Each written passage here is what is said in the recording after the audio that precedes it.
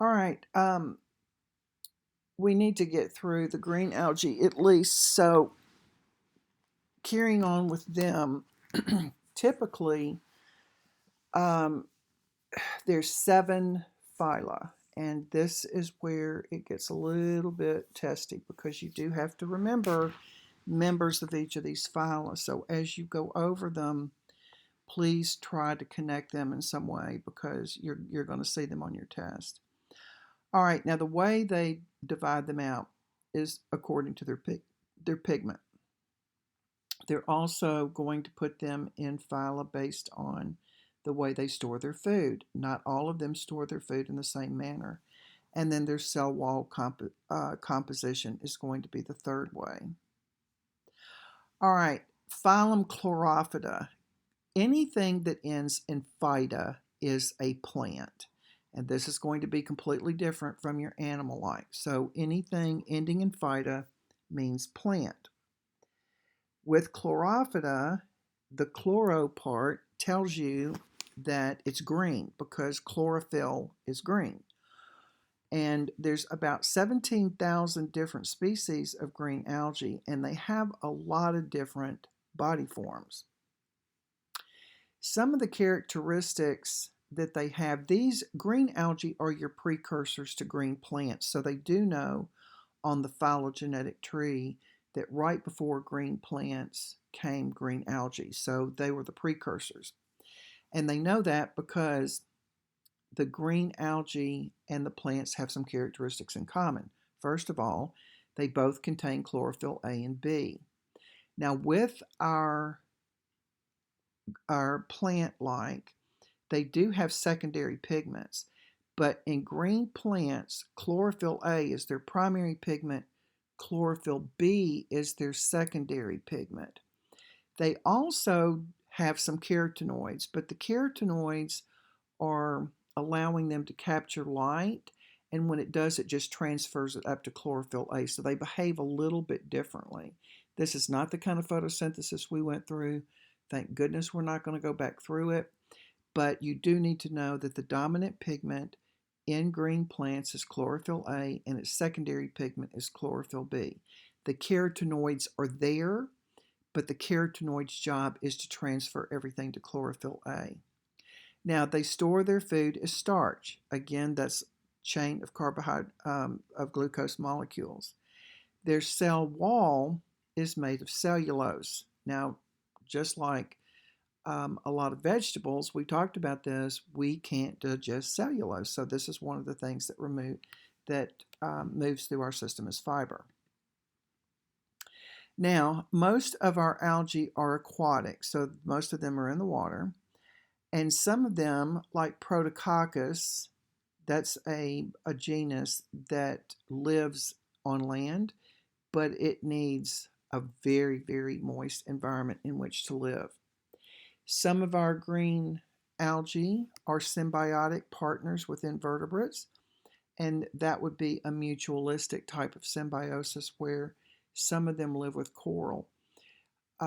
We used to have the tank at school, and we had coral in the tank. It was a saltwater tank, and the algae would grow on the coral. And what it was doing is it was providing some of the coral.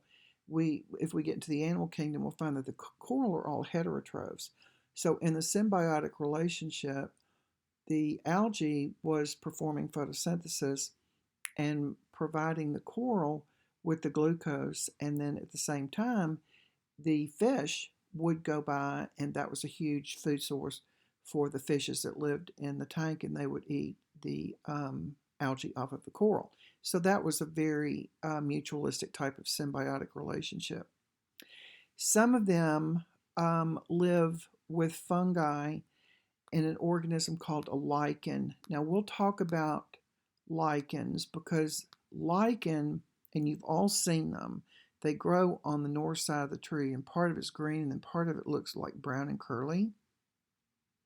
And what it is a fungus that lives in mutualistic relationship with an algae.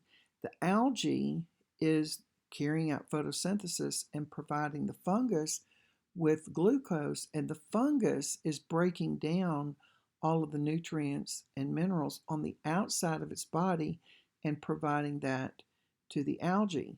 So that is a type of mutualistic relationship that green algae have with fungus. All right. Also, this is just a little FYI background on green algae because you run into it on a daily basis in a lot of things that we eat. But for thousands and thousands of years, humans have been collecting seaweeds as part of food, and it's very, very nutritious. People a lot of times eat green algae because the chlorophyll actually is a pretty nutritious for us, and they can get that from green algae. People in Japan have been cultivating. We know that if you eat Asian food, you're eating a lot of seaweed. About 10 says about 10% of their diet is actually composed of seaweed. This is one of the ones that we're most familiar with, especially if you eat sushi. It's called nori, and its scientific name is porphyra, and it's commonly called nori because they use it in soups, they use it in salads, sushi. It comes in sheets, and they can wrap the sushi with it. Interesting enough, more than 500,000 tons of nori are harvested every year. So you can tell that from that it is a huge component of Asian diets. And I'm sure whether you like it or not, most of you probably do like sushi, but it is used to wrap, especially if you're eating the rolls. All right, porphyra has been used also in people in Great Britain, and this is just a little background information on it as well. You can see it in the middle of the plate there. And they eat it, it's called laver bread. I've never had it. I hear that it's very good, it's very nutritious, but that's just another form of the porphyra seaweed. Kombu is another. And kombu, I've never had it either, but it is a staple of Asian diets, and it comes from a scientific name for its green algae. All right, so in all, the phylum is Chlorophyta. The common name is green algae. It can live colonial, unicellular. It can live in filaments. It can be multicellular, so there's all kinds. The pigments, the dominant is A, and the accessory pigment is chlorophyll B. They're phototrophs. They do have chloroplasts. They're capable of photosynthesis, and I just threw one of your scientific name down here is Protococcus. So that will do it for green algae, and we'll pick up later with the next one.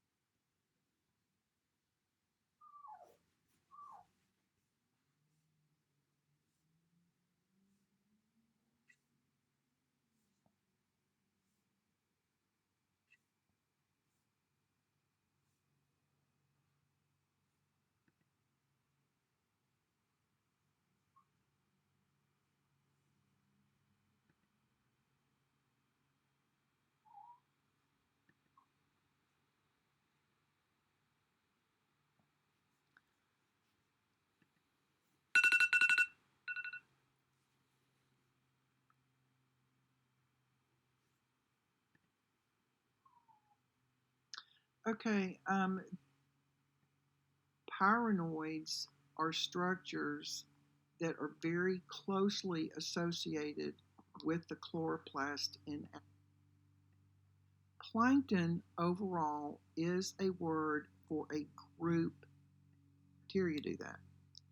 Our filamentous algae, small, unicellular to a very, very large, especially when we start talking about kelp, they can be hundreds of meters long.